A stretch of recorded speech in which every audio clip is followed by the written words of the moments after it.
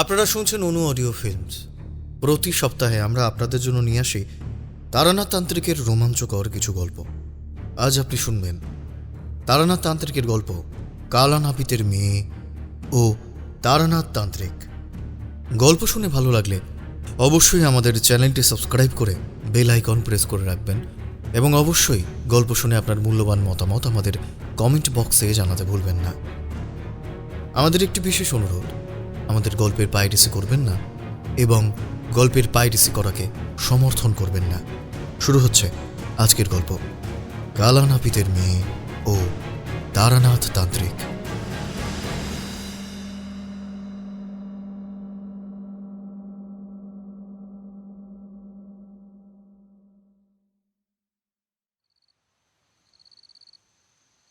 বাড়ি ফিরতে ফিরতে মেয়েটার কথা বারবার ভেবে চলেছিল কালা নাপিত। আজ অনেকটা দেরি হয়ে গেছে, আর দেরি হবে নাই বা কেন? গ্রামে ভালোভাবে কাজ পাওয়া যায় না বলে আজ সে গিয়েছিল ওই হাটের কাছে। হাটে মেলা বসেছে।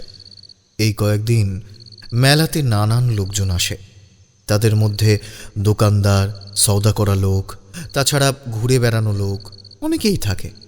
তাদের মধ্যে বেশ তার কাজ জুটে যায়, আর কাজ জুটে যায় বলেই তো আজ ফিরতে ফিরতে দেরি হলো। সন্ধ্যার মুখে উঠে আসবে কিনা ভাবছে, এমন সময় দোকানদারের লোকেরা চুলদাড়ি কামানোর জন্য একে একে আসতে লাগলো। সারাদিনে তারা সময় পায়নি, এখন একটু ফাঁকা হতে ওরা এসেছে। আসার সময় মেয়েটার জন্য খানিকটা জিলিপি আর জিভে গজা কিনে এনেছে কালা নাপিত। তার পুঁটুলির ভেতর সেগুলো রয়েছে। এখন গরম থাকার নয়, তবু এসব দেখলে মেয়েটা বেশ খুশি হবে, সে ভালো করেই জানে। সে বাড়ির কাছাকাছি আসতে একটা খটকা লাগলো। অন্যান্য দিন এই সময় বাড়ির সামনে দাওয়ার কাছে একটা হ্যারিকেন জ্বলে। তাছাড়া ঘরের বাইরে তো দূরের কথা, ভেতরেও বোধহয় অন্ধকার। কোথায় গেল মেয়েটা? কথাটা ভাবতে ভাবতে কালা নাপিত সামনে বাড়ির চৌহদ্দির মধ্যে ঢুকতে যায়। আর ঠিক তখনই অদ্ভুত ব্যাপারটা তার মনে হয়। বাড়ির বাতাসটা কেমন যেন ভারী হয়ে আছে না? আশ্চর্য, বাড়ির আশপাশটা এমন লাগছে কেন? যেন মনে হচ্ছে বাইরের বাতাস আর বাড়ির বাতাসের মধ্যে অনেক ফারাক। কিন্তু আমার মেয়েটা কোথায় গেল? আমার মেয়েটা, ওরে মা চাঁপা, চাঁপা কোথায় গেলি তুই? কালার ডাকে এমন সময় চাঁপা ছুটে আসে। কিন্তু আজ ছুটে আসা তো দূরের কথা, সামান্য ডাক পর্যন্ত কিংবা ঘরের ভেতর আলো জ্বলতেও দেখা গেল না। কালা অবাক হয়ে পায়ে পায়ে উঠোন পেরিয়ে বাড়ির দিকে এগোচ্ছে। এমন সময় তার বাড়ির একপাশে একটা গাছের তলায় তার চোখ গেল। কে যেন দাঁড়িয়ে রয়েছে সেখানে। রাত কম হয়নি, এখন সেখানে কারও দাঁড়িয়ে থাকার কথা নয়। কথাটা মনে হতেই কালা সেই দিকে মুখ তুলে তাকালো, আর একবার ডাকলো, কে কে ওখানে দাঁড়িয়ে কে আছে? চাঁপা নাকি? গাছের তলায় কি করছিস? কালার এই ডাকে এইবার কিন্তু সাড়া এলো। চাপা গলার নয়, তার বদলে অন্য একটা বিভৎস গলায় কে যেন খিলখিলিয়ে হেসে উঠে বলল,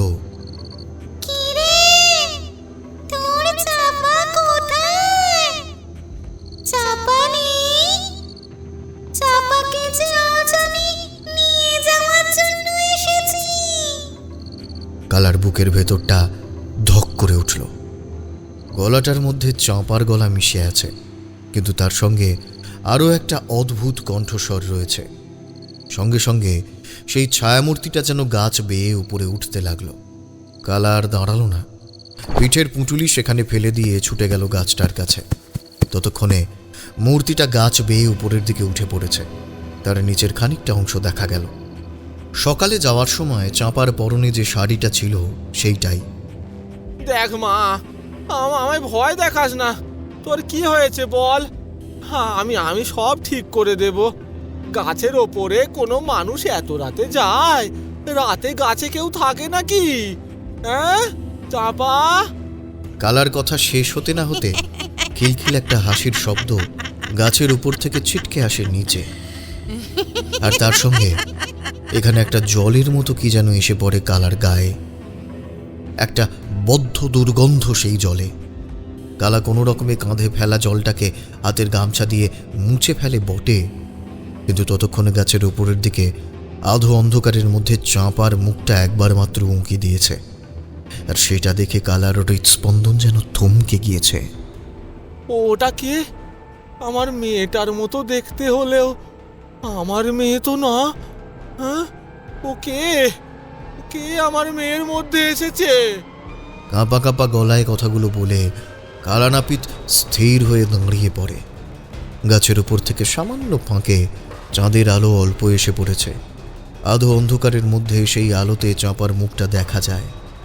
তার দুই চোখের মনি এখন আর নেই, সাদা ফ্যাকাশে হয়ে গেছে।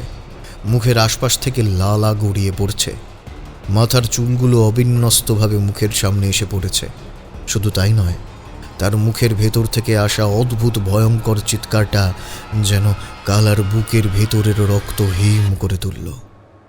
এবার উপর থেকে ভেসে এলো সেই গলা।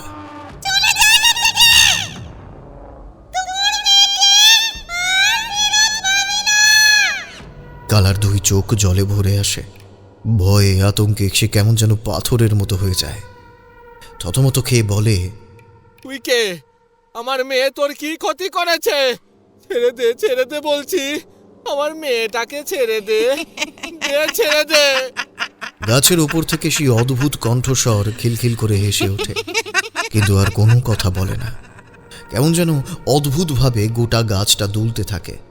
আর তারপরে কালানাপিতের চোখের সামনে থেকে তার মেয়েটা যেন আধো অন্ধকারের মধ্যে গাছ থেকে লাফিয়ে পড়ে গ্রামের পথের দিকে। তারপর অন্ধকারে মিলিয়ে যায়। কালা হ্যারিকেন জ্বালিয়ে প্রায় গোটা রাত সেই গ্রামটা খুঁজে বেড়ায়, কিন্তু কোথাও কিচ্ছু পাওয়া যায় না। তবে সেই গ্রামের পথে ঘুরতে ঘুরতে গ্রামের শেষে শ্মশানের দিকে চাঁপার একটা চিহ্ন দেখে কালানাপিত পরদিন ভোরে গ্রামের লোক নিয়ে গিয়ে সেই শ্মশানের আশেপাশে খুঁজে দেখেছিল, কিন্তু তার মেয়ে চাঁপাকে কোথাও পাওয়া যায় না।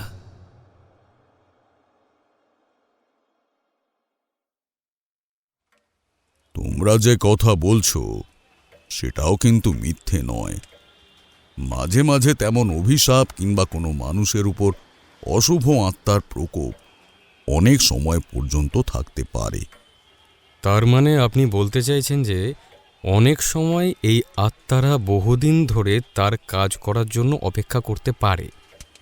শুধু বহু দিন বা বহু বছর নয়, আমি এমনও দেখেছি যে কোনো অশুভ আত্মার কাজ করার জন্যে এক জন্ম থেকে পরের জন্ম পর্যন্ত অপেক্ষা করেছে। তারানাথের এই কথায় কিন্তু যথারীতি আমি আর কিশোরী অবাক হয়ে গেলাম।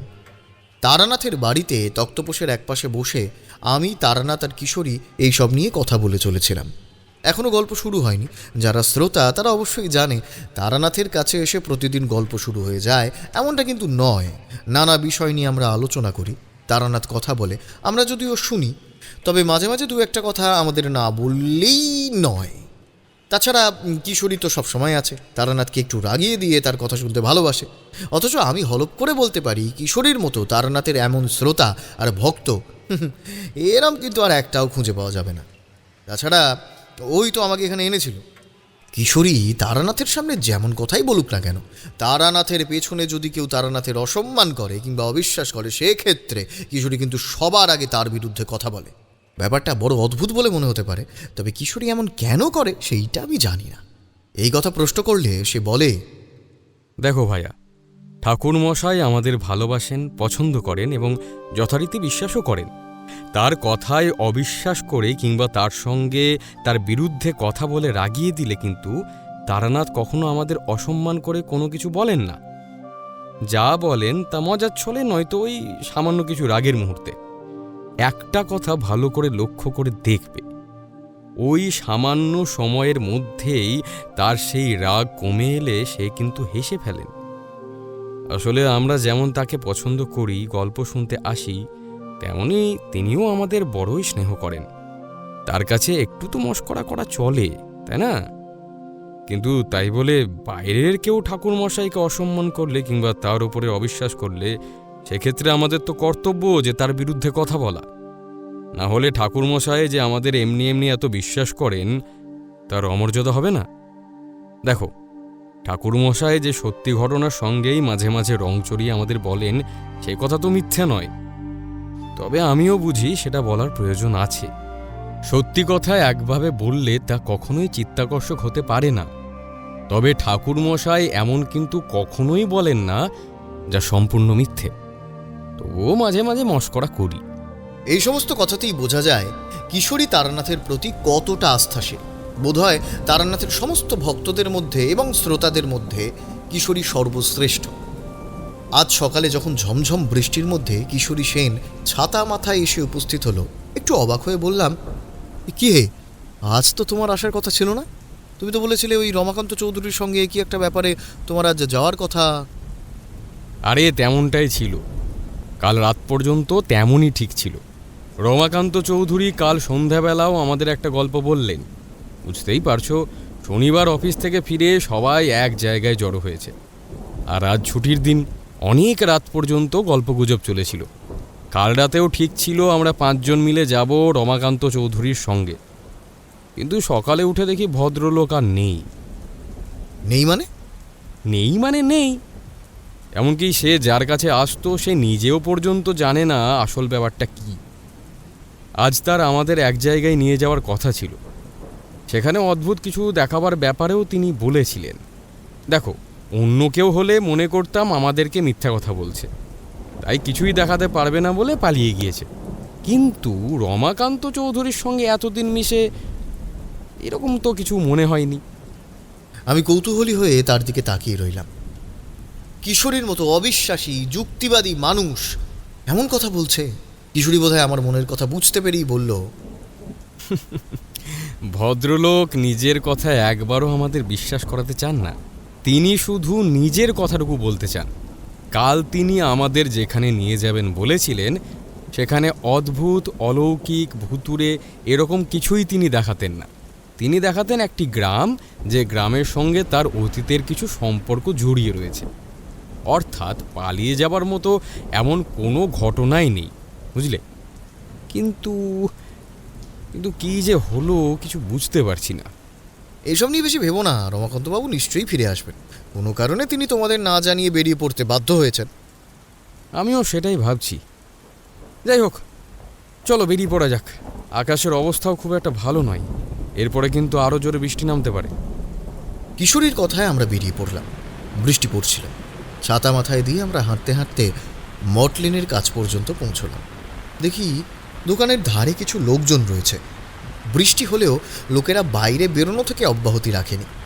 তেলে ভাজা আর পাসিং শোয়ের একটা প্যাকেট কিনে নিয়ে আমরা যখন মটলেনে তারানাথের বাড়িতে পৌঁছলাম, তখন দেখি তক্তপোষের কাছে বৃষ্টির ছাঁট থেকে একটু বেঁচে দূরে বসে রয়েছে তারানাথ। একপাশে তাকিয়ে বাড়ির উঠোনের মধ্যে জমা জল দেখছে। আমাদের দেখতে পেয়েই তারানাথ জলের দিক থেকে মুখ না তুলেই বলল, বাহ, এসে পড়েছ। কিন্তু বেশি ভেবো না কিশোরী, বেশি ভেবো না, সে ঠিক সময় মতো চলে আসবে। এমন একটা সমস্যার মধ্যে পড়ে তাকে যেতে হয়েছে যে তোমাদের বলার মতো সময় পায়নি। তারানাথের অদ্ভুত কিছু ব্যবহারে আমরা আজকাল আর অবাক হই না, কিন্তু আজকে তার কথা শুনে অবাক হয়ে কিশোরী বলল, আপনি কি করে জানলেন? না, আমি মানছি ঠাকুরমশাই যে আপনি আমাদের মনের কথা বুঝতে পারেন, সে না হয় ঠিক আছে, কিন্তু রমাকান্ত চৌধুরী কোথায় গিয়েছে সে কথা আপনি কি করে জানলেন? তারানাথ মৃদু মৃদু হাসল। সেই হাসির অর্থটা এমন যে আমি কি কি জানি সে কথা তোমরা এখনো বুঝতে পারোনি।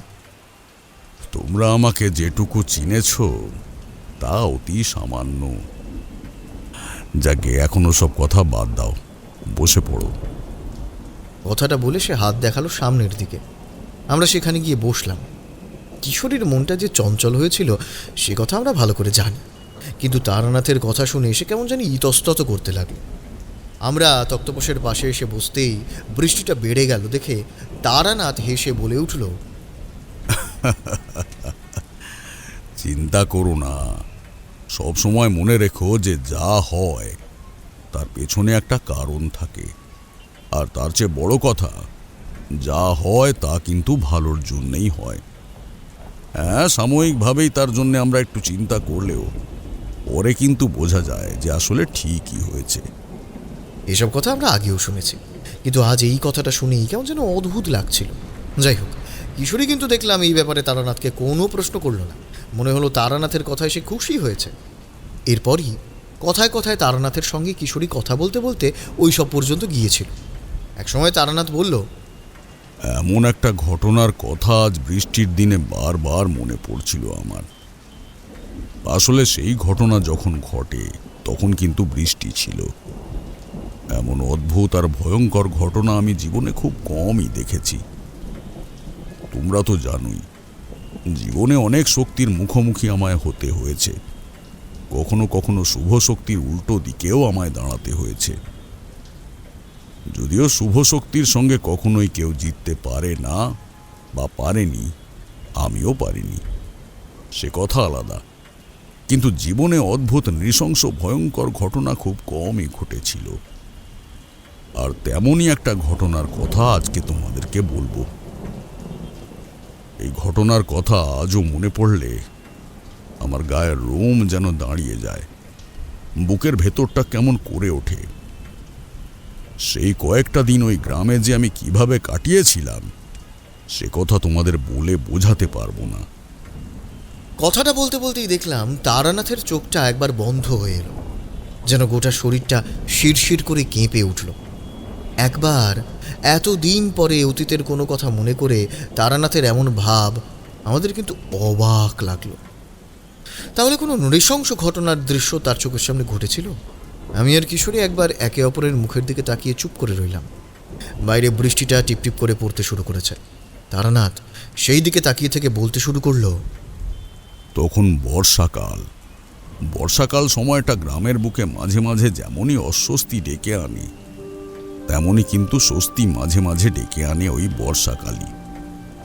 অন্তত আমার দেখা বাংলার বুকে স্বস্তি নামিয়েছিল বর্ষাকালটা সেবারে। বৃষ্টি পর্যাপ্ত পরিমাণেই হয়, আর তাতে যেমন ফসল ভালো হয়েছিল, তেমন গ্রামে গঞ্জে জল জমলেও বন্যায় মানুষকে খুব একটা দুর্গতি পোহাতে হয়নি। হ্যাঁ, তবে কোথাও কোথাও সমস্যা তো হয়েছিল বটেই। যে সমস্ত জায়গা নিচু কিংবা নদীর একদম ধারে, তারা বিপদে পড়েছিল। তবে কিছু সংখ্যক মানুষের বিপদ এবং বেশি সংখ্যক মানুষ সেই বিপদ থেকে বেঁচে যাওয়াটাই বোধহয় ভালো, তাই না? পৃথিবীর এক প্রান্তে কোনো মানুষের যদি কোনো বিপদ হয়, মনে রেখো সেই বিপদের পরিপ্রেক্ষিতেই অন্য কোনো এক প্রান্তে কোনো এক মানুষের ভালো কিছু হয়েছে। কথাটা শুনতে বড় অদ্ভুত মনে হতে পারে, খারাপ লাগলেও লাগতে পারে, কিন্তু উল্টোটাও মাঝে মাঝে হয়। যাই হোক, এখন মানুষ এই সমস্ত বিষয় সহজে উপলব্ধি করতে না পারলেও ভবিষ্যতের মানুষ কিন্তু পারবে। তারা বুঝতে পারবে নিজের ভালোর জন্য অন্যের ক্ষতি সরাসরি না করলেও কোনো না কোনোভাবে তো হয়েই থাকে। যা বলছিলাম, এমনই এক বর্ষার সময় আমি একদিন গিয়ে পৌঁছালাম নিতাইপুর গ্রামে। গ্রামের শ্মশানের দিক থেকে ভেতরে প্রবেশের রাস্তা। সেই পথেই এগোচ্ছি, দেখি কয়েকজন লোক লাঠি সোটা হাতে নিয়ে শ্মশানের আশেপাশের জঙ্গলের দিকটায় ঘুরে বেড়াচ্ছে। আমার যেন কেমন একটা কৌতূহল হলো। এগিয়ে গিয়ে বললাম, কি হয়েছে? লাঠি নিয়ে তোমরা এভাবে ঘুরে বেড়াচ্ছ কেন? আমার কথায় একজন লোক আমার দিকে তাকালো। কোমরে গামছা বাঁধা, খালি গা, পরনে খাটো করে পরা ময়লাটে ধুতি। সে এগিয়ে এসে বলল, ঠাকুরমশাই, আর বলবেন না, আমাদের গ্রামের একটি মেয়ে কাল রাতে নিখোঁজ হয়ে গেছে। আমরা কাল রাত থেকেই খুঁজে চলেছি, কিন্তু কিছুতেই কোথাও পাচ্ছি না। অথচ কালানাপিত বলছে সে নাকি এই দিকেই এসেছে। কথাটা বলে সে আঙুল দেখিয়ে দিল একটা গাছের তলায়। দেখি একজন লোক সেখানে বসে আছে, মাথাটা হেলে রয়েছে গাছের ওপরে, চোখের দৃষ্টি ফ্যাকাশে, চোখের কোণে জলের দাগ শুকিয়ে গেছে। বোঝা যাচ্ছে যে কাঁদতে কাঁদতে তার অবস্থাটা এমন হয়েছে। তার মুখে কোনো কথা নেই, মুখটা হাঁ করা, লাল বেরিয়ে এসেছে মুখের একপাশে। বাকি সকলেই ছড়িয়ে ছিটিয়ে এদিক ওদিক খুঁজে চলেছে। একসময় কে যেন বলল, কালানাপিত, কাল রাত থেকে তো খুঁজে চলেছ, এত জায়গায় দেখলাম, এই গোটা গ্রামের আশেপাশে আর কোনো জায়গা বাকি নেই, কোথাও তো দেখতে পাচ্ছি না। অন্য কোথাও চলে গেল নাকি? আমার মেয়েটাকে নিয়ে ও চলে গেল। আমি আটকাতে পারলাম না, আমি কিচ্ছু করতে পারলাম না রে। আমার মেয়েটাকে নিয়ে চলে গেল, আমি কিচ্ছু করতে পারলাম না রে। চোখের সামনে আমার মেয়ে, চাপা চাপা। কথাটা বলে দুটো হাত সে নিজের মাথায় ঠুকতে লাগলো। মাধব তাড়াতাড়ি এগিয়ে গেল তার হাতটা শক্ত করে চেপে ধরার জন্য। তারপরে বলল, আরে কালানাপিত, করো কি? অমন করলে হবে না। এর মধ্যে হাল ছেড়ে দিলে কি করে হবে বলো তো? তুমি তো নিজেই বলেছো তোমার মেয়েকে ভূতে ধরেছে, তাহলে সেই বোধহয় কোথাও নিয়ে গেছে। এখনো বেঁচে আছে কিনা সেটাই তো বুঝতে পারছি না গো। এসব ব্যাপার তো সহজ নয়। ও ঠাকুরমশাই, আরে আপনি কিছু একটা করুন। এতক্ষণ কালা আমায় দেখতে পায়নি, এখন দেখতে পেয়ে হুড়মুড় করে এগিয়ে এলো আমার দিকে। আমি কিছু বুঝে ওঠার আগেই দুটো পা জড়িয়ে ধরে কাঁদতে কাঁদতে বলল, আমার মেয়েটাকে খুঁজে দিন, আমার মেয়েটাকে খুঁজে দিন ঠাকুরমশাই। ও মেয়েটা ছাড়া যে আমার আর কেউ নেই। কালা পাগলের মতো করছিল। মাধবকে ইশারা করতে সে আর দু একজন মিলে তাকে তুলে ধরল। তারপরে সকলে মিলে রওনা দিলাম বাড়ির উদ্দেশ্যে। আমিও তখন যেন ওদের দলেরই একজন হয়ে গেছি। মাধব আর আমি সবার পেছনে হেঁটে চলেছি। হাঁটতে হাঁটতে মাধবের কাছ থেকে শুনতে পেলাম সমস্ত কথা। কিভাবে কাল রাতে কালানাপিতের মেয়ে চাঁপা হঠাৎ করে তার চোখের সামনেই উধাও হয়ে গেছে, আর তাকে দেখে কালানাপিত কিভাবে পাথরের মতো প্রথমে থম মেরে গিয়েছিল এবং পরে গ্রামের লোকজন ডেকে তাকে খোঁজার চেষ্টা করে, কিন্তু কিছুই পাওয়া যায় না। কিন্তু বিশ্বাস করুন ঠাকুরমশাই, এই এমন কোনো কিছু কিন্তু আমাদের গ্রামে ছিল না। গ্রামে গঞ্জে এসব ভূত প্রেতের ব্যাপার একটু আধটু থাকে বটে, তবে এমনভাবে এর আগে কখনো শুনিনি। তাছাড়া চাঁপার কাল 13 বছর বয়স হয়েছে। ব্যাপার যতদূর শুনেছি, আজ চাঁপার 13 বছর হওয়ার কথা ছিল, এমনই তো কিছু বলছিল কালানাপিত। 13 বছরের কথাটা শুনেই আমার কিন্তু কেমন অবাক লাগে। 13 বছর বয়স এমন একটা সময়, যেই বয়সে আমাদের শরীর মন একটা অদ্ভুত সীমা অতিক্রম করে। সেই সময়ের পর থেকে অনেক কিছুই হতে পারে। তাই তো কথাটা মনে হলেও মাধবকে বললাম না। মাধব আরও অনেক কথাই বলে চলেছে। আমরা ফিরে এলাম কালানাপিতের বাড়িতে। সবাই চলে গেল। মাধব, একজন লোক আর আমি রইলাম। একটু ধাতস্থ হয়েছিল কালানাপিত। কাল রাতের ঘটনার বর্ণনা সে এবার আমার সামনে করল। আমি বললাম, তার মানে তুমি বলতে চাইছো যে তোমার মেয়ের শরীর থেকে অন্য কেউ কথা বলছিল, আর সেই তোমার মেয়েকে নিয়ে গেছে? কিন্তু এর আগে তোমার মেয়ের মধ্যে কোনো পরিবর্তন কিছু লক্ষ্য করেছিলে? না ঠাকুরমশাই, সেটাই তো আশ্চর্যের ব্যাপার। যদি এমন কিছু সত্যি সত্যি হতো, তাহলে তো আগে থেকেই লক্ষ্য করতে পারতাম। হঠাৎ করে যেন সব কিছু হয়ে গেল। আমার মেয়েও কখনো এমন কিছু বলেনি, কোনো কিচ্ছু বলেনি। তার মানে কোনো অশুভ শক্তি তোমার মেয়েকে নিয়ে যাওয়ার জন্য অপেক্ষায় ওত পেতেছিল, আর কালকেই এমন কোনো একটা সময় এসে উপস্থিত হয়েছে। আচ্ছা, তুমি কাল কত রাতে ফিরেছিলে বলো তো? কালানাপিত মনে করে যা বলল তা অনেক রাতেই হয়, কিন্তু তার মেয়েকে প্রথমে খুঁজে বের করা দরকার। এই সমস্ত কিছু না হয় পরে হবে। সেই কথা ওদের বলতেই মাধব বলল, কথাটা ঠাকুরমশাই ঠিকই বলেছে, কিন্তু গ্রামের সব জায়গায় খুঁজে ফেলেছি, কোথাও তো দেখতে পেলাম না। এমন সময় একজন দৌড়তে দৌড়তে এসে খবর দিল কালা নাপিতের মেয়েকে নাকি দেখা গেছে গ্রামের উত্তরের দিকে, অর্থাৎ যেদিকে ওরা খুঁজছিল সম্পূর্ণ তার উল্টো দিকে খোলা মাঠের কাছে। সেইখানে নাকি সে পড়ে রয়েছে, শরীরের অবস্থা ভালো নয়। তাড়াতাড়ি আমরা 4 জন মিলে ছুটে গেলাম। সেখানে গ্রামের লোকজন জড়ো হতে শুরু করেছে। তার মেয়েটা পড়ে আছে ফাঁকা মাঠের একপাশে ছোট ঝোপ মতো জায়গাতে, আর তার পাশেই পড়ে রয়েছে একটা মরা শিয়াল। তার গলার কাছ থেকে রক্ত ছড়িয়ে পড়েছে, যেন গলার পেটের কাছ থেকে কেউ খুবলে খুবলে রক্ত মাংস খেয়েছে। কালা নাপিতের মেয়ের মুখে রক্ত, হাতে নাড়ি ভুঁড়ি রক্ত মাংস ছড়িয়ে রয়েছে। দেখেই বোঝা যায় ওই শিয়ালের এমন পরিণতির জন্যে সে ছাড়া অন্য কেউ দায়ী নয়। অনেকেই অনেক কথা বলতে লাগলো। আমাদের সঙ্গে যে লোকটি ছিল সে বলল, কালা নাপিত, মেয়েকে তাড়াতাড়ি এখান থেকে নিয়ে চলো, ব্যাপারটা কিন্তু অন্যদিকে চলে যাচ্ছে। ওই শেয়ালটাকে তোমার মেয়ে মেরেছে বলেই কিন্তু সবাই সন্দেহ করবে। তেমনটাই হলো। সকলেই কালা নাপিতকে দেখে কেমনভাবে তাকাতে লাগলো। তার মেয়েকে যখন মাধব বাড়ির লোকটি মিলে তুলে আনলো, তখন কালা নাপিতের শরীর থর থর করে কাঁপছে। আমি তাকে কোনো রকমে সামলে তার বাড়ি পর্যন্ত নিয়ে গেলাম। বাড়িতে এসেই মেয়েটির জ্ঞান ফিরল। সে বমি করতে লাগলো, আর তার মুখ থেকে বেরিয়ে আসতে লাগলো সেই শিয়ালের কাঁচা রক্ত, মাংস, নাড়ি ভুঁড়ি, এই সমস্ত কিছু। অনেকটা সময় বমি করে সে ক্লান্ত হয়ে লুটিয়ে পড়ল।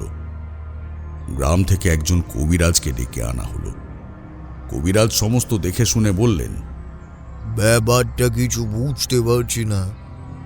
ওর শরীর ভীষণ ক্লান্ত, এতটাই ক্লান্ত যে উঠে বসার ক্ষমতা পর্যন্ত নেই। এই শিয়ালকে মেরে তার মাংস কেউ খাবে কি করে? শিয়াল অতি ধূর্ত প্রাণী, আর এই মেয়েটি তার সঙ্গে লড়াই করে না না না না না না, ব্যাপারটা কোথাও গন্ডগোল রয়েছে কালা নাপিত। গ্রামের লোকেরা তো ওসব বিশ্বাস করবে না, তারা ভাববে এমনটাই হয়েছে। কিন্তু কি করা যায় বলুন তো কবিরাজ মশাই, মেয়েটার শরীর খারাপ। দেখো কালা নাপিত, আমি কবিরাজ হলেও আমার বাবা ছিলেন আমার চেয়েও বড় কবিরাজ। ধন্বন্তরী বলতো তাকে গ্রামের লোকেরা। ঔষধপত্রের পাশাপাশি তিনি আরো অনেক কিছুর চর্চাও করতেন। তার বিদ্যা আমি খানিকটা পেয়েছি। তোমার মেয়ের শরীরে কোনো প্রেত বাসা বেঁধেছে, এত সহজে কিন্তু ওকে ছাড়বে না। প্রথমে মেয়েটির সুস্থ হওয়া প্রয়োজন। কবিরাজ মশাই, তার কাছ থেকে সমস্ত ব্যাপারটা আগে শুনি, না হলে তো আমরা কিছুই করতে পারবো না। ঠিক বলেছেন ঠাকুর মশাই, তুমি চিন্তা করো না, আমি আছি এখানে। তোমার মেয়েকে বাঁচাবার জন্য আমরা সব চেষ্টা করব। আমি ঔষধ দিচ্ছি, তার সঙ্গে সারা দিনের ব্যবস্থা করে দিচ্ছি। আশা করি বিকেলের মধ্যে শরীর ঠিক হয়ে যাবে। তারানাথ এতক্ষণ কথা বলে চুপ করল। আমি আর কিশোরী অবাক হয়ে শুনছিলাম। একটি মেয়ে যে কারণেই হোক না কেন শিয়ালের মাংস, নাড়ি ভুড়ি এই সমস্ত খেয়ে পেটের ভেতর ছিল, আবার সেগুলো বেরিয়ে এসেছে। এ বড় অদ্ভুত কথা। এই কারণেই কি আপনি বলেছিলেন এমন নৃশংস ঘটনা আপনি এর আগে নিজের চোখে দেখেননি? এ তো সবে শুরু মাত্র হে। এর পরে যা যা হয়েছিল সেই সব কথা তোমাদের বললে তোমরা বুঝতে পারবে। একটা কথা আমায় বলুন তো, এই মেয়েটির মধ্যে সত্যি সত্যি কোনো আত্মা প্রবেশ করেছিল? মানে সেটা যদি হয় তাহলে তো সেই আত্মার তখনও সেখানে থাকার কথা। দেখো, এই রকম অদ্ভুত ব্যাপার আমি এর আগে কখনো লক্ষ্য করিনি, তাই তখন ব্যাপারটা বুঝতে পারছিলাম না। যা হয়েছিল তারপরে সেটা শোনো আগে। বিকেলের মধ্যেই কিন্তু মেয়েটির শরীর একটু ঠিক হয়ে গেল। কবিরাজের ঔষধে কাজ করেছিল। সে সুস্থ হলো বটে, কিন্তু শরীরটা দুর্বল। কোনো রকমে উঠে বসতে গেলেও তার হাত পা থরথর করে কাঁপে। সেই অবস্থার মধ্যে সে আমাদের সমস্ত কথা বলল। বুঝতেই পারছো, অল্প কথা বলতেও তার অনেক সময় লেগেছিল। তাই সে কথা তোমাদের আমি আমার মতন করেই বলছি। আগের দিন সন্ধেবেলা সে তার বাবার জন্যে রান্না বান্না করে নিয়ে অপেক্ষা করছিল। কালা নাপিত এই হাটের মেলার সময় একটু দেরি করেই ফিরে আসে। সে জাতে নাপিত, চুলদাড়ি কামায়। এই সময় লোকজন বেশি থাকে বলে তার কাজও বেশি হয়। তাই চাঁপা অপেক্ষা করছিল রান্নাঘরের কাছে। নিজের কাজ করতে করতে এমন সময় বাইরে একটা পায়ের শব্দ সে শুনতে পায়। সে প্রথমে মনে করে যে বাবা এসেছে, তাই বলে, বাবা, তুমি এলে নাকি? কিন্তু চাঁপার কথার কেউ উত্তর দেয় না। চাঁপা আবার নিজের মনে কাজ করে চলে, কিন্তু আবার পায়ের শব্দ শোনা যায়। তার রান্নাঘরটা মাটির দেওয়াল, গোটা বাড়িটাই মাটির তৈরি, খড়ের চাল। রান্নাঘরের কাছে একটা জানলা, জানলার শিক বলে কিছু নেই। ছোট মতো কে যেন একটা জানলার কাছে এসে দাঁড়িয়েছে মনে করে চাঁপা। একটু ভয় পায়, একা মেয়ে মানুষ ঘরে, তার উপর বয়সটাও কম। আলোটা তুলে নিয়ে সে জানলার দিকে দেখতে যাবে, এমন সময় দেখতে পায় জানলার কাছে দাঁড়িয়ে রয়েছে এক ভয়ঙ্কর মূর্তি। তার কপালের ওপরে লম্বা একটা কাটা দাগ, মাথার চুলগুলো মুখের সামনে যেন একেবারে জড়ো হয়ে রয়েছে। মুখটা ভালোভাবে দেখা যায় না, শুধু কপালটুকু দেখা যায়। আর সেই চুলের আড়াল থেকেই তার সাদা ঝকঝকে দাঁতগুলো মাঝে মাঝে বোঝা যায়। জিনিসটা যে মানুষ নয় সেইটা বুঝতে পেরেই চাঁপা চিৎকার করে ওঠে। এই কালানাপিতের বাড়িটা একটু ফাঁকের দিকে, তাছাড়া নিতাইপুর গ্রামের সবার বাড়িঘর একটু দূরে দূরে। গ্রামটা ছোট, লোকজনও কম, বুঝতেই পারছো। কেউ শুনতে পায় না। পিছিয়ে আসতে গিয়ে সে রান্নাঘরের ভেতরে ঘটি বাটি সব ফেলে একাকার করে ফেলে। আর সেই বিভৎস মূর্তিটা রান্নাঘরের জানলা দিয়ে যেন হাওয়ায় ভর করে এসে ঢুকে পড়ে তার ভেতরে। তার মুখে তখন একটা কি যেন সে চিবিয়ে চলেছে। ওটা মাংস বলেই চাঁপার মনে হয়েছিল। তীব্র গন্ধে চারপাশটা ভরে গেছে। রান্নাঘরের মাটির ওপরে ঘরটাতে চাঁপা পেছন দিকে সরার চেষ্টা করে, কিন্তু পারে না। সেই বিভৎস মূর্তিটা চাঁপার একদম বুকের ওপরে এসে পড়ে। চাঁপার শরীর থেকে শাড়িটা নাকি সে খুলে ফেলে।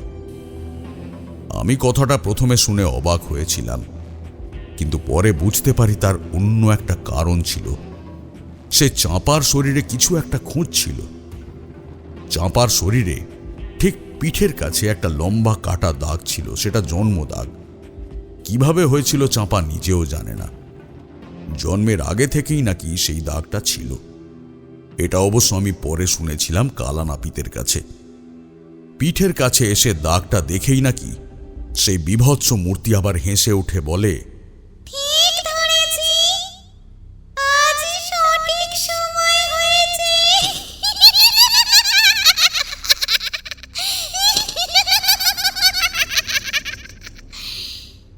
আজ থেকে তুই শুধু আমার। আজ থেকে তুই আমার।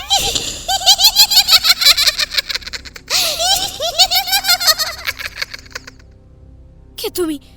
চলে যাও, চলে যাও এখান থেকে। আমাকে ছেড়ে দাও, ছেড়ে দাও আমাকে, ছেড়ে দাও। ছেড়ে দেব?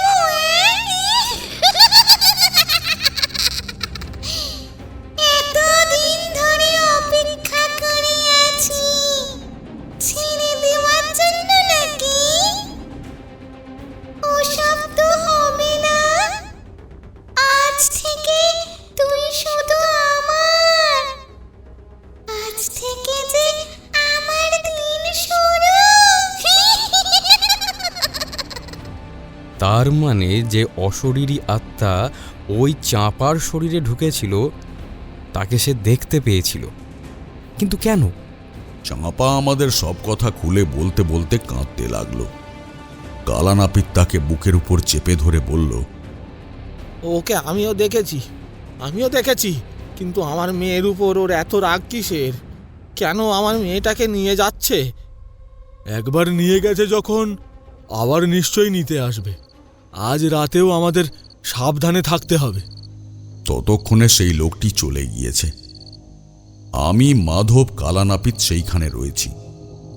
মাধবও একটু পরে ঘুরে এলো। দেখতে দেখতে চারপাশে অন্ধকার নেমে এলো। দেখতে দেখতে চাঁপা ঘুমিয়েও পড়েছিল। আমি, কালানাপিত, মাধব তিনজনে দাওয়ার কাছে উঠোনে আলো জ্বালিয়ে রেখে ঘোরাঘুরি করতে লাগলাম। মাধবের হাতে লাঠি। হঠাৎ ঘরের ভেতরে একটা কি যেন পড়ে যাওয়ার শব্দ শুনতে পেলাম। তাড়াতাড়ি আমরা ছুটে গিয়ে দেখি ঘরের বিছানা খালি। আর শুধু তাই নয়, জানলাটা যেটা আমরা বন্ধ করে রেখেছিলাম সেই জানলাটা খোলা। সঙ্গে সঙ্গে মাধব আর কালানাপিত ছোটে বাইরের দিকে, আমিও তাদের পেছনে। কিন্তু কোথায় যেতে পারে? অনেকটা ছুটে এসে পথের ওপরে কি যেন একটা চোখে পড়ল। সঙ্গে আলো আনা হয়নি, চাঁদের আলো যেটুকু রয়েছে সেইটুকুতেই যেটুকুনি দেখা যায়। আমি ভালো করে তাকালাম, আর তারপরে বুঝতে পারলাম পথের উপরে পড়ে রয়েছে একটা ছাগল, আর তার গলা বুকের কাছে লম্বালম্বিভাবে ছিঁড়ে সেখান থেকে মাংস, রক্ত এই সমস্ত গোগ্রাসে দুই হাতে নিজের মুখে ঢুকিয়ে চিবিয়ে চলেছে কালানাপিতের মেয়ে চাঁপা। এই দৃশ্য দেখার পরে কেউ চুপ করে থাকতে পারে না। তারাও চুপ করে থাকতে পারল না। সে চিৎকার করে বলে উঠল, আমার মেয়েটাকে ছেড়ে দে শয়তান! ঠিক এইখানেই কালা একটা ভুল করে ফেলল। আমি ভাবতে পারিনি যে এমন একটা ব্যাপার ঘটে যেতে পারে। যদি বুঝতে পারতাম তাহলে হয়তো তেমন কিছু হতো না। আমাদের অবাক করে দিয়ে কালা ছুটে গেল সামনের দিকে, মাটির উপর বসে থাকা তার মেয়ের শরীরের দিকে। চাঁপা আমাদের দিকে ঘুরেই ছাগলটাকে খেয়ে চলেছিল। এইবারে সে মুখ তুলে তাকালো। কালানাপিত তার কাছাকাছি ততক্ষণে পৌঁছে গেছে। পেছন থেকে মাধব আর আমি চিৎকার করে উঠলাম, কিন্তু তার আগেই কালা একদম ছুটে পৌঁছে গিয়েছে তার মেয়ের কাছে।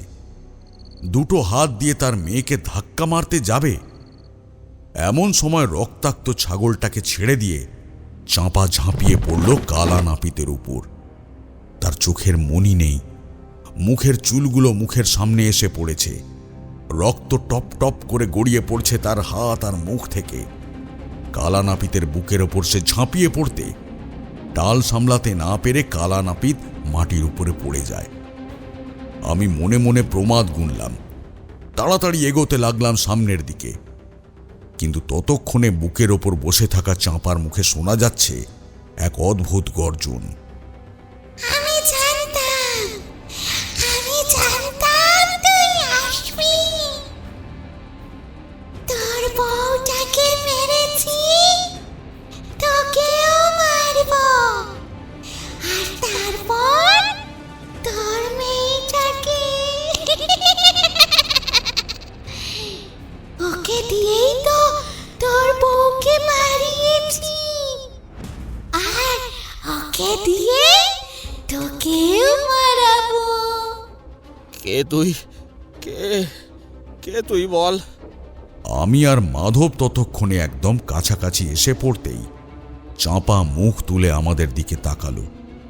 তার একটা হাত রয়েছে কালানাপিতের গলার উপর, আর অন্য হাতটা কালানাপিতের খালি গায়ের বুকের ওপরের নখ দিয়ে ছিঁড়তে শুরু করেছে। চামড়া, মাংস যেন কাঠের চোকলার মতো উঠে আসতে লাগলো তার নখের আঁচড়ে। গলগল করে রক্ত বেরোচ্ছে। কালানাপিত ছটফট করছে। মাধব আর সামলাতে পারল না। হাতের লাঠিটা তুলে নিয়ে চাঁপার ডান হাত বরাবর একটা বাড়ি হাঁকালো। আমি জানি সে মাথাতেই মারত, কিন্তু এখনো যে সে চাঁপাকেই মারছে সেটা তো বোঝার মতো ক্ষমতা আছে তার। একটা প্রচণ্ড ধাক্কা খেয়ে চাঁপা ছিটকে গেল পথের উপরে। কালানাপিত ততক্ষণে উঠে বসেছে। তার বুকের ওপর থেকে গলগল করে রক্ত বেরোচ্ছে। চামড়া মাংস ভেদ করেছে, তবে তেমন কোনো ক্ষতি হয়নি। চাঁপা আবার উঠে দাঁড়ালো। অদ্ভুতভাবে সামনে ঝুঁকে রয়েছে তার শরীরটা। মুখ থেকে রক্ত বেরিয়ে পড়ছে। আমাদের অবাক করে দিয়ে ছাগলের শরীরটাকে দুটো হাতে তুলে ফেলল মাথার উপর। তারপর একটা হ্যাঁচকা টানে সেটাকে ছিঁড়ে ফেলল ন্যাকড়া কাপড়ের মতো।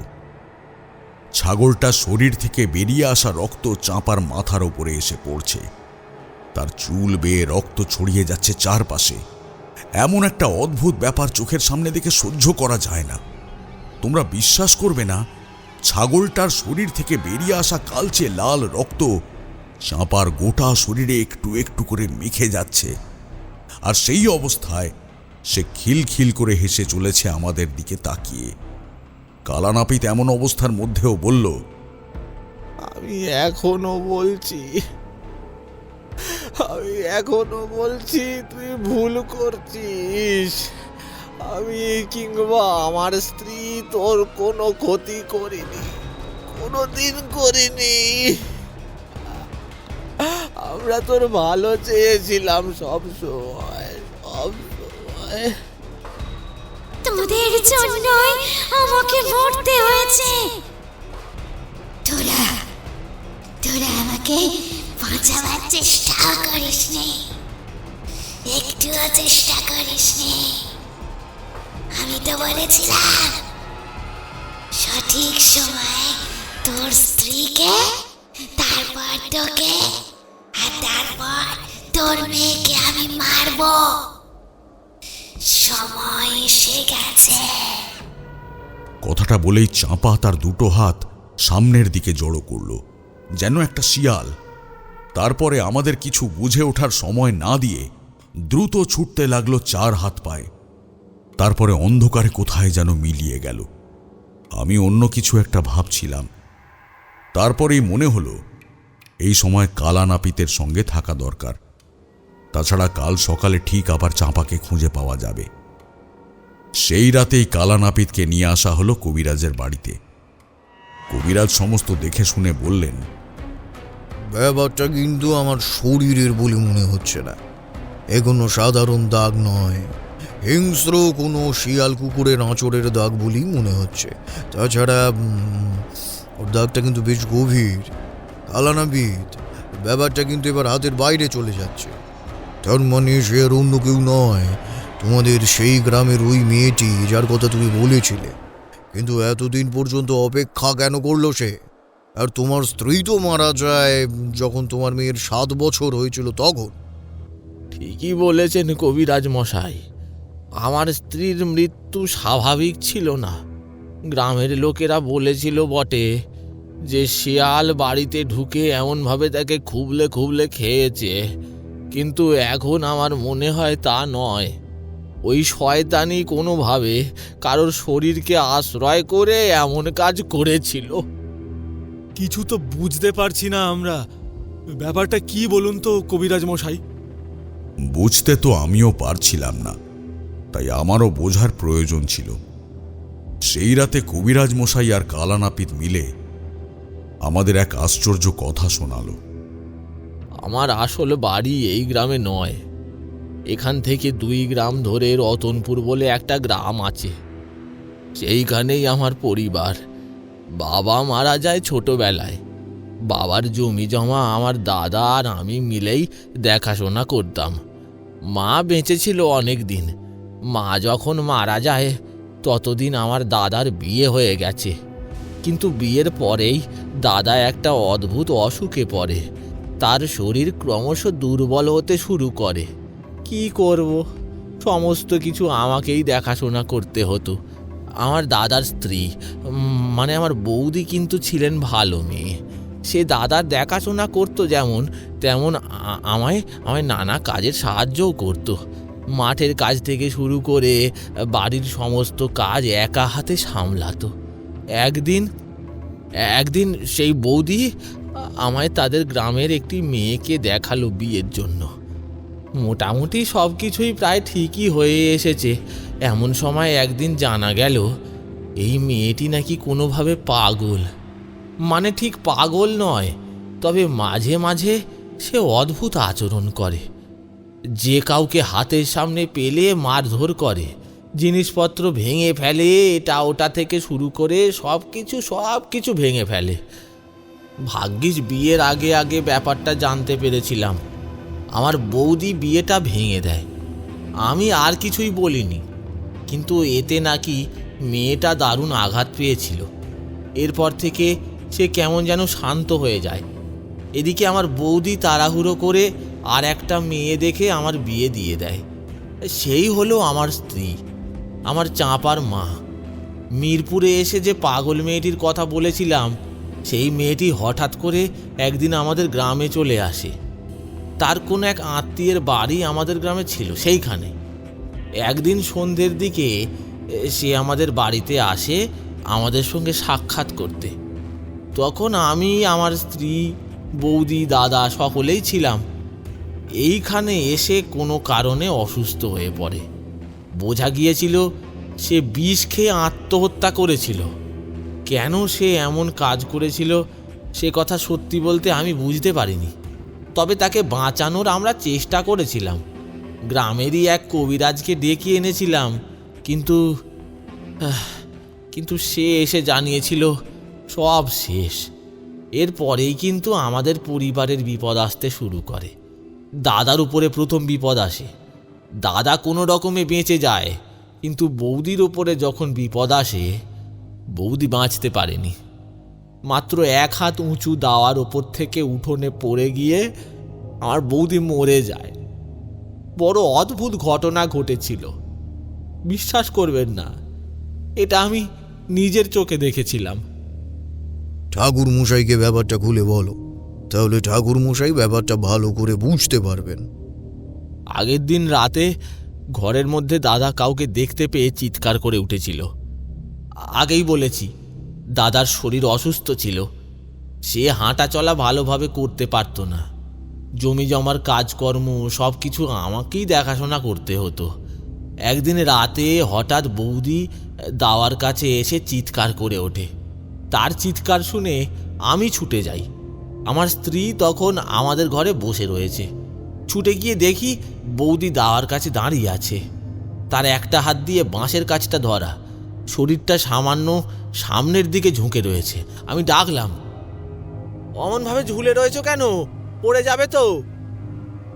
আমার কথায় বৌদি সাড়া দিল না। অদ্ভুতভাবে খিলখিল করে হেসে উঠল। হাসির শব্দটা কোনোভাবে বৌদির হতে পারে না। দাওয়ার কাছটা অন্ধকার, ঘুটঘুটে। তারপরে উঠোনটাকেও দেখা যায় না বললেই চলে। সেদিন ছিল অমাবস্যার রাত।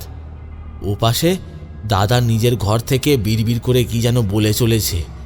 আমার বউ ঘর থেকে বেরিয়ে আমার দিকে তাকিয়ে জানতে চাইছে কি হয়েছে, কিন্তু আমি ততক্ষণে বৌদির দিকে তাকিয়ে অবাক হয়েই রয়ে আছি।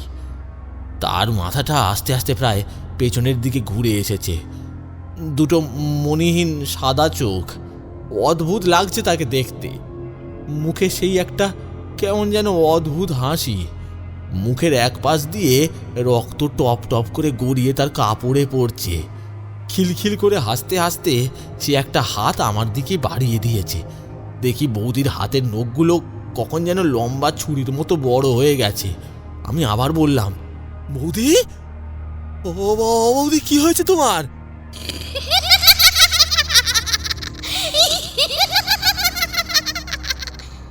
বৌদি নয় তো, আমি মাধবী। কেন কেন বাঁচালে না তোমরা আমায়? কেন কেন তোমরা আমায় বাঁচালে না? আমরা অনেক চেষ্টা করেছিলাম তোমায় বাঁচাবার। কবিরাজকে ডেকে পর্যন্ত এনেছিলাম, কিন্তু প্রথমে তোমার কি হয়েছে সেটাই তো বুঝতে পারিনি। আর সেখানেই তো অনেকটা সময় নষ্ট হয়ে গেছিল।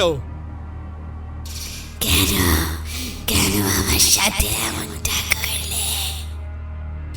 তোমাদের জন্যই আমায় মরতে হলো। কাউকে ছাড়বো না, কাউকে না। এই পরিবারে কাউকে আমি ছাড়বো না। ঠিক সময় সবাইকে মারবো।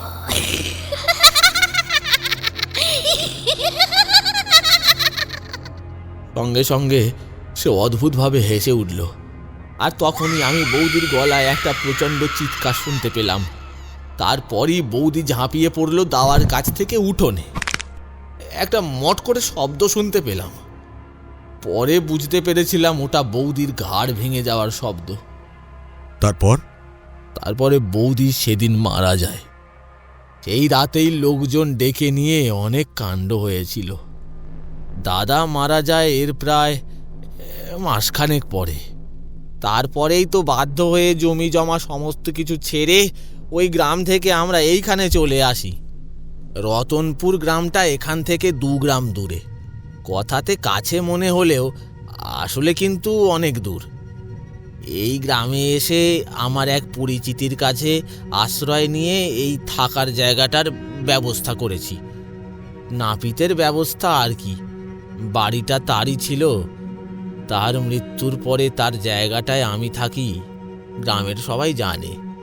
সে না থাকলে আমি হয়তো এই গ্রাম ছেড়ে অন্য কোথাও গিয়ে আশ্রয় নিতাম। এই গ্রামে আসার পরে চাঁপার জন্ম হয়। তারপর চাঁপার যখন 7 বছর বয়স, তখন একদিন রাতের বেলা চাঁপার মা মারা যায়। আমি গিয়েছিলাম মৃতদেহ দেখতে। চোখ দুটো বিস্ফারিত, গোটা শরীর কেউ ছিন্ন ভিন্ন করে ফেলেছে। মনে হয়েছিল শেয়াল ঢুকেছিল ঘরে। এদিকে তো বাঘের ব্যাপার নেই, কিন্তু শেয়াল ঘরে ঢুকে কাউকে মেরে যাবে এমনটা তো হয় না। তাছাড়া শেয়াল জঙ্গল থেকে এত দূরে বাড়িতে এসে ঢুকেছে এমন ঘটনা আমাদের গ্রামে কিন্তু শোনা যায়নি। তার মানে মাধবী নামের যে মেয়েটি, তারই আত্মা কোনোভাবে আবার চাঁপার শরীরে প্রবেশ করেছে। আর এইবার সে তার মানে কালা নাপিতকে মারতে চায়। উল্টোটাও হতে পারে, হতে পারে সে প্রথমে চাঁপাকে মারতে চায়। কিন্তু তাহলে তো আগেই মারতে পারত।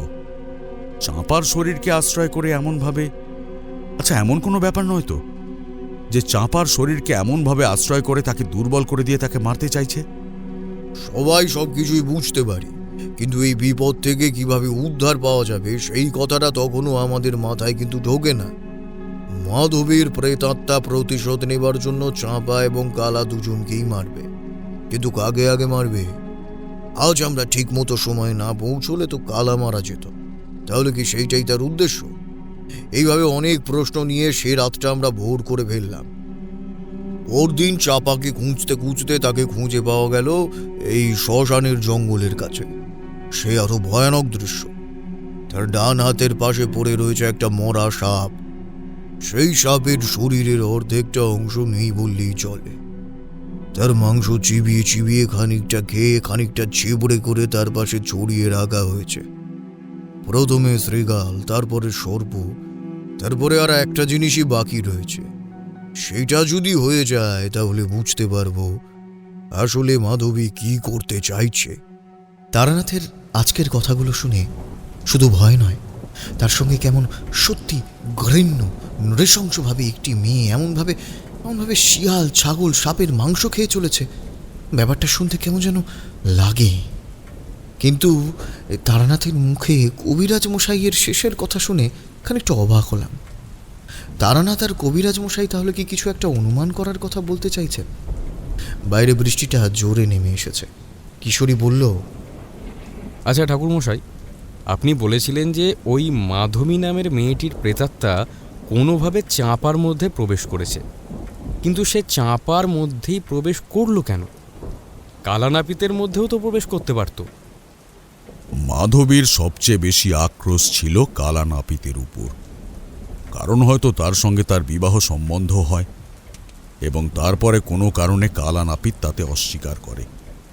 হতে পারে এরপরে ওই মাধবীর পাগলের সমস্যা আছে জানায় তার আর বিবাহ হয়নি। আর এক্ষেত্রে সবচেয়ে বেশি আক্রোশ তো গিয়ে পড়বেই কালা নাপিতের ওপরে। কোনো মানুষকে কষ্ট দেবার সবথেকে বড় উপায় হচ্ছে চোখের সামনে এমন কিছু করা যেগুলো তার কাছে অসহ্য বলে মনে হয়, কিংবা তার প্রিয় মানুষদের ক্ষতি করা। আর মাধবী কিন্তু সেটাই করছিল। সে জানতো যে এখন কালা নাপিতের সবচেয়ে প্রিয় কাছের মানুষ বলতে তার মেয়ে চাঁপা। তাই সে চাঁপাকে কষ্ট দিয়ে তার মধ্যে এমন কিছু করছিল যাতে কষ্ট পেয়ে কালা নাপিত এমনিতেই মরে যায়। তারপর কি হলো? আপনি, কবিরাজ মশাই, এরা সবাই মিলে কি কালানাপিত আর তার মেয়েকে বাঁচাতে পারলেন? দেখো, আমি নিজের তন্ত্রশক্তি কাজে লাগিয়ে চাইলেই চাঁপাকে তার কাছ থেকে মুক্ত করতে পারতাম। তাবিজ দিয়ে কালানাপিত এবং চাঁপাকে তার কাছ থেকে দূরে সরিয়েও রাখতে পারতাম, কিন্তু তাতে ক্ষতি হতো ওদের বেশি। কোনোভাবে যদি সামান্য ফাঁক ফোকর খুঁজে বার করতে পারত মাধবী, তাহলে আবার এমন কিছু একটাই হতো। তাই আমি এখানে তাবিজ ব্যবহার না করে চেয়েছিলাম সবকিছুর সমাধান করতে। এর পরেও আরেকটি ঘটনা ঘটেছিল। আর তারপরেই সবকিছুর সমাধানও হয়েছিল। তারানাথ আবার চুপ করে রইল কিছুক্ষণ, যেন মনে হলো সে ঘটনার কথা মনে করবার চেষ্টা করছে। আমি আর কিশোরী মুখ চাওয়াচাই করলেও কোনো কথা বললাম না। একসময় তারানাথ বলল, এরপরে সকালবেলায় চাঁপাকে খুঁজে পাওয়া যায় শ্মশানের কাছে। সেইখান থেকে তাকে তুলে আনার পর কবিরাজ মশাই দেখে জানায় যে তার শরীর নাকি আরও দুর্বল হয়ে পড়েছে। উঠে দাঁড়ানো তো দূরের কথা, সে মুখে কথা পর্যন্ত বলতে পারবে না ভালোভাবে। আসলে গোটা রাত ধরে বাইরে এমনভাবে থাকা আর উল্টোপাল্টা জিনিস খাওয়া, সব কিছু মিলিয়ে তার শরীরে বিরূপ প্রভাব পড়েছে। তোমরাই ভেবে দেখো, জ্যান্ত সাপ ধরে সে সেই সাপের মাংস খেয়েছে, তাতে যে কিরকম প্রতিক্রিয়া হতে পারে তা তো বুঝতেই পারছো। ভাগ্যিস সাপের কামড়ে মারা পড়েনি। আমার গোটা জীবনটা ছাড়খাড় করে দিল ওই শয়তানি। আমার এর থেকে মরণ ভালো ছিল। আমার মেয়েটাকে ওকে ছেড়ে দিতে বলুন না আপনারা। আমি নিজেই মরে যাব, আমার মেয়েটাকে ছেড়ে দিতে বল। আমার মেয়েটা। এমন কথা বললে হবে না কালা। ও তো এটাই চাইছে, তোমার মেয়ের এমন কষ্ট তোমায় দেখিয়ে তোমায় মারতে চাইছে, কিন্তু সেটা করলে তো হবে না। তাই এরকম কথা আর বলো না। ঠাকুরমশাই, এইবার আপনি কিছু একটা করুন। অনেক হলো, আর না। এবার যদি আমার সামনে চাঁপার মধ্যে ও ঢোকে, তাহলে এই লাঠি দিয়ে চাঁপার মাথায় বাড়ি মেরে ওর মাথা আমি ভেঙে ফেলবো। কিন্তু তাকে আমি এখান থেকে যেতে দেব না। আমি মনে মনে স্থির করলাম, এইবার আসুক, আমি নিজে তাকে আটকাবো। তাই সেইখান থেকে বাড়িতে ফিরে গেলাম। চাঁপাকে আবার আগের মতো করে ঘরে থাকতে দেওয়া হলো। ঘুমিয়েই কাটল সব সময়টা। আমি, মাধব, কালানাপিত, কবিরাজ মশাই, এমনকি গ্রামের আরো দুজন আমাদের সঙ্গে রইল। আগের দিন চাঁপাকে সে বাড়ির পেছন থেকে নিয়ে গেছে। পেছনের দিকে রইলাম আমি, কারণ সেই জানলা থেকেই বেরোবার একমাত্র উপায়। বাকি ঘরের দরজার সবকিছুই বন্ধ করা রয়েছে। আমরা আঁধারে পাহারা দিচ্ছি। সবার হাতে একটা করে লাঠি, লণ্ঠন রাখা হয়েছে সবার আশেপাশে। সবথেকে বড় কথা, সেদিন শনিবার। আমি মনে মনে প্রমাদ গুনছিলাম, আজ রাতে কিছু একটা হবেই। হঠাৎ করে সামনের দিকে একটা ঝটপটির শব্দ শুনে আমরা তাড়াতাড়ি এগিয়ে গেলাম। দেখি মাধবের গায়ের উপর ঝাঁপিয়ে পড়েছে চাঁপা। মাধব দুটো হাতে তার মুখ চেপে ধরে তাকে সরাবার চেষ্টা করছে, কিন্তু চাঁপার হাতের নখগুলো মাধবের হাতে, কাঁধে, এখানে ওখানে ঢুকে যাচ্ছে। ভাগ্যিস সেই হাতটা মুখ কিংবা গলার কাছ পর্যন্ত যেতে পারছে না। মাধব চিৎকার করছে, বাঁচাও, বাঁচাও, কে কোথায় আছো? বাঁচাও! চাঁপা আমাদের দিকে মুখ তুলে তাকালো। সেই আগের মতোই বিভৎস মণিহীন চোখ। তার সেই চোখ দেখে দু একজন পেছন থেকে সরে গেল। আমি, কবিরাজ মশাই আর কালানাপিত দাঁড়িয়ে রয়েছি। কালানাপিত ছুটে গেল সামনের দিকে, চাঁপা ঝাঁপিয়ে এলো তার দিকে। ঠিক সেই মুহূর্তে আমি তাদের মাঝখানে গিয়ে পড়লাম। সঙ্গে সঙ্গে আমি যা ঠিক করেছিলাম সেই মতো কাজ হলো। আসলে সবকিছুই ছিল পরিকল্পনা মাফিক। মাধব ঘরের দরজাটা খুলে রাতের বেলা ঘরের ভেতরে যাবে এবং তখন যথারীতি সেই অপশক্তি চাঁপার শরীরে ভর করে তার উপরে আসবে। এই সময়ের মধ্যে আমরা একটাই সুযোগ পাব, যে চাঁপা যখন আমার দিকে ছুটে আসবে তখন আমি সময় পেয়ে যাব সেই মন্ত্র পড়া দড়ি বার করার জন্য। মন্ত্রপুত দড়ি বার করে একটা পাক দিয়ে চাঁপার শরীরে একটা গিঁট দিয়ে দিলাম, আর সঙ্গে সঙ্গে সে কাটা ছাগলের মতো ছটফট করতে করতে মাটির উপরে বসে পড়ল। মুহূর্তের মধ্যে আরো দুপাক জড়িয়ে সেই দড়ি তার গায়ে জড়িয়ে দিলাম। তার দুই হাতের সঙ্গে শরীরটা ততক্ষণে চেপে গেছে।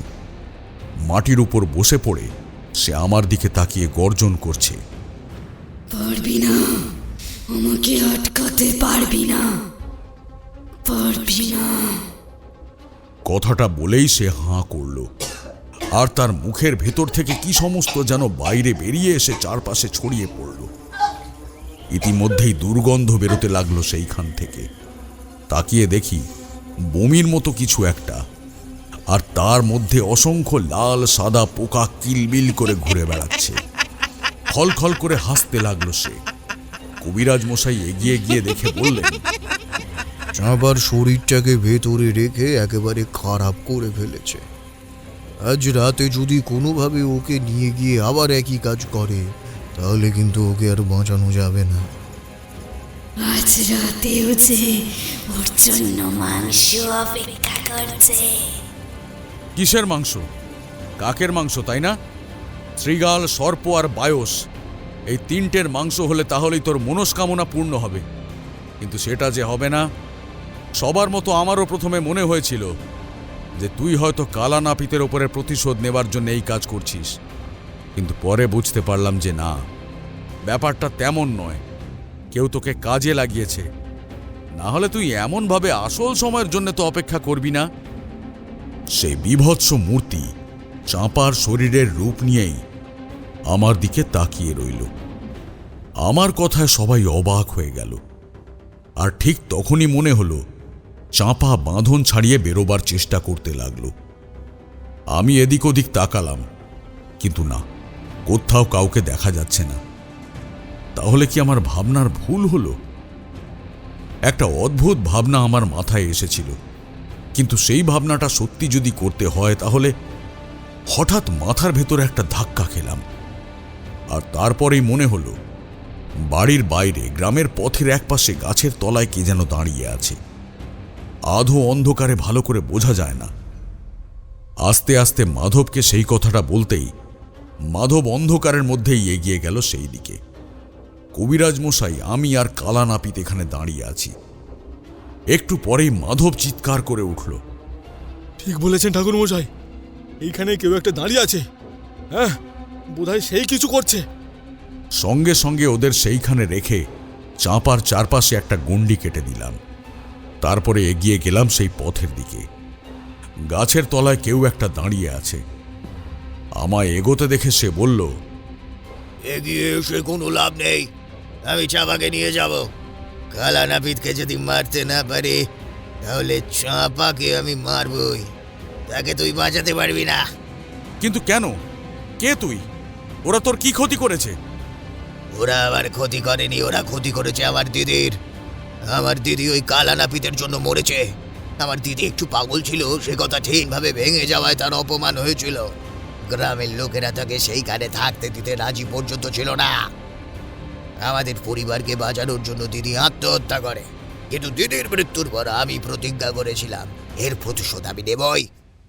তন্ত্র মন্ত্র নিয়ে আমার তখনই চর্চা করার শুরু। দিদির মৃত্যুর পর এক তান্ত্রিকের সাহায্যে প্রথমে ওই কালা নাপিতের বৌদি আর তারপর দাদাকে মারি। তার কয়েক বছর পরে নিজের সমস্ত কিছু শিখে কালা নাপিতের বউকে মেরেছি। তুই না থাকলে এতদিনে কলাকে মরতাম, আর তারপর কালার মেয়ে চাপাকে আমার কাছে নিয়ে গিয়ে রাখতাম। তাকে আমার সাধন সঙ্গিনী বানাতাম। কালার অন্যায়ের প্রতিফলন তার মেয়ের উপর দিয়ে ওঠাতাম। কালা এবং কালার মেয়ে দুজনেই কিন্তু নির্দোষ। দোষ কারোরই ছিল না। একটা পাগল মেয়েকে জেনে শুনে কেউ বিয়ে করতো না। তোমার পরিবারের লোকেরা ওকে মিথ্যে কথা বলে বিয়েতে রাজি করিয়েছিল, না হলে সে... এই আমার দিদি পাগল ছিল না, পাগল ছিল না, সে সম্পূর্ণ সুস্থ ছিল। কালার বৌদি আমাদের প্রথমে বিয়ের কথা বলেছিল, কিন্তু পরে কালার বউ যে পরিবারের, সে পরিবারের লোকেরা আমাদের থেকে অবস্থাবান্য, তাই আমাদের মিথ্যে কথা বলে কালার বিয়ে দিয়েছিল অন্য জায়গায়। কালা কখনো সে কথা জানতে পারেনি, এমনকি আমরাও জানতাম না। কিন্তু পরে সব কিছু বুঝতে পেরেছিলাম, সব। তাই আমাদেরও যে আর কিছু করার ছিল না। বুঝতে পারছিলাম একটা ঘোর অন্যায় ঘটে গেছে, আর সেই অন্যায়ের মাসুল দিতে হচ্ছে এতদিন পরে এই 13 বছরের নিষ্পাপ মেয়েটিকে। তার শরীরে ভর করে বসে রয়েছে আত্মা। আমি বললাম, আমি জানি একজন সাধক অন্য একজন সাধকের ক্রিয়াকে কখনোই পুরোপুরিভাবে আটকাতে পারে না, কিন্তু ওই মেয়েটি তো নিষ্পাপ, ওর তো কোনো দোষ নেই। কালাও কোনো কিছু জানতো না। আমি তোমায় অনুরোধ করছি তোমায় ওদেরকে মেরো না, ওদেরকে ছেড়ে দাও। ওদের মারলে তোমার দিদির আত্মার মুক্তি হবে না। ওপাশে কিছুক্ষণ চুপ করে রইল সেই সাধু। তারপরে আস্তে আস্তে বলল, অনেকবার আমি নিজে এই কথা ভেবেছি। যখনই আমার দিদির মৃতদেহর কথা আমার মাথায় এসেছে, তখন আমি সবকিছু বলে গেছি। হয়তো দোষটা কারুরই ছিল না, কারুরই না, কিন্তু সামান্য একজন মানুষের জন্য দুটো পরিবার এমন হয়ে গেল। দিদির মৃত্যুর পর আমি ঘর ছেড়ে দিলাম। বাবা সুখে দুঃখে কেমন যেন পাথরের মতো হয়ে গেল। মায়ের পরে বিছানায় পড়ে বেশি দিন বাঁচত না। যখন আমি ফিরলাম, তখন তখন তখন যেন বোবা কালা এক পাথরের মূর্তির মতো হয়ে গেছে। আমি আর কিছু বলতে পারলাম না। কি বলবো? এক অসহায় সহায় সম্বলহীন সমস্ত কিছু হারিয়ে ফেলা মানুষ তার সেই অন্যায়ের প্রতিশোধ নেওয়ার জন্য এসেছে। চাঁপার মধ্যে দিয়ে কালানাপিতকে মারতে চাইছে, আর এদিকে কালানাপিত নিজের জীবনের সমস্ত কিছু হারিয়ে ফেলেছে তার বৌদির করা সামান্য একটা ভুলের জন্য। অথচ সে নিজেও কিছু জানে না। আমি কিছু বলতে পারলাম না। মনে মনে মধুসুন্দরী দেবীকে স্মরণ করে চলে এলাম। সব শক্তির বিরুদ্ধে মাথা তুলে লড়াই করতে যেতে নেই, মাঝে মাঝে মাথা নামাতেও হয়। তোমার প্রতিপক্ষ যতই শক্তিশালী কিংবা কম শক্তিশালী হোক না কেন, সব সময় বুঝতে হবে ন্যায় অন্যায় কোন দিকে। আমি হাঁটতে হাঁটতে চৌহদ্দির মধ্যে এসে পড়েছি। এগিয়ে এসে দেখি চাঁপা জ্ঞান হারিয়ে লুটিয়ে পড়েছে। মাধবের ক্ষত থেকে তখনও রক্ত বেরোচ্ছে। সবাই মিলে আবার উপরে উঠে এলো। আমি পেছনে তাকালাম। আধো অন্ধকারের মধ্যে আবছা যেন মনে হলো সামনের পথ ধরে কেউ হাঁটতে হাঁটতে চলে যাচ্ছে। চাঁপার সুস্থ হতে সময় লেগেছিল। সে মাঝে মাঝে বমি করত, আর বমি করলেই তার মুখ থেকে বেরিয়ে আসতো জল এবং খাবার। তার মধ্যে লাল সাদা পোকা মিশে থাকত। তারপরে কয়েকদিন পর বাড়িতে চলে এসেছিলাম। আমি বুঝতে পেরেছিলাম যে ওদের আর কোনো ক্ষতি হবে না। তবে সেই সাধু এবং তার পরিবারের জন্য সত্যি সত্যি মনে বড় কষ্ট পেয়েছিলাম। এর চেয়েও ভয়ঙ্কর অদ্ভুত ঘটনা আমার জীবনে ঘটেছে, বুঝলে। কিন্তু এমন ঘৃণ্য দৃশ্য এর আগে আমি খুব কমই দেখেছিলাম। তারানাথ চুপ করতে আমরা উঠে পড়লাম। ওঠার আগে কিশোরী বলল, আচ্ছা, রমাকান্ত চৌধুরীর ব্যাপারটা কি বলুন তো? আপনি তো সব কিছুই বুঝতে পারেন। বিশেষ প্রয়োজনে তাকে হঠাৎ করে চলে যেতে হয়েছে।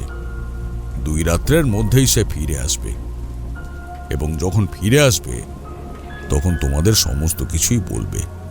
মনে রেখো, সবাই যেমন ভালো নয়, সবাই তেমন খারাপও কিন্তু নয়, বুঝলে। আমরা পথে নামলাম।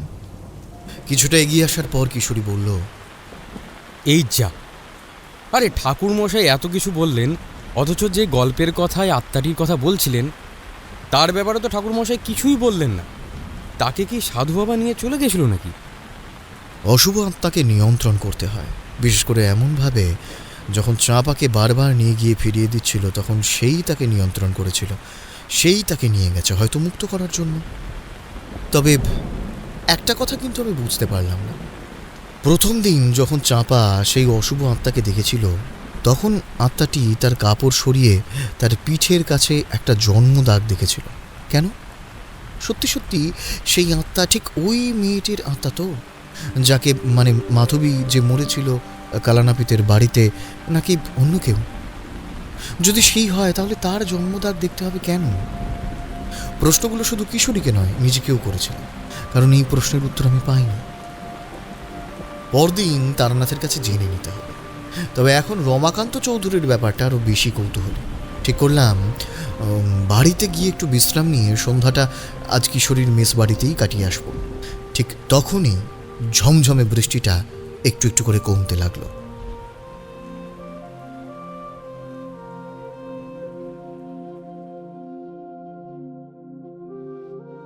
শুনছিলেন কালানাপিতের মেয়ে ও তারানাথ তান্ত্রিক, বিভিন্ন চরিত্রে নর্মদা, অয়ন্তিকা, সৌম্যজিৎ, জ্যোতির্ময়, ঋতম এবং অমিত। সমগ্র গল্পের কণ্ঠাভিনয় নির্মাণ করেছে ঋতুরাজ স্টুডিও। সমগ্র গল্পের কণ্ঠ সম্পাদনা, ধ্বনি সম্পাদনা এবং আবহ সম্পাদনা করেছে 62 APS স্টুডিও। গল্প শুনে ভালো লাগলে অবশ্যই আমাদের চ্যানেলটি সাবস্ক্রাইব করে বেল আইকন প্রেস করে রাখবেন, এবং অবশ্যই গল্প শুনে আপনার কেমন লাগলো আপনার মূল্যবান মতামত আমাদের কমেন্ট বক্সে জানাতে ভুলবেন না। তাহলে আগামী সপ্তাহে আবারও একটি রোমাঞ্চকর গল্প নিয়ে হাজির হব আমরা। ততক্ষণ পর্যন্ত স্টে টিউনড।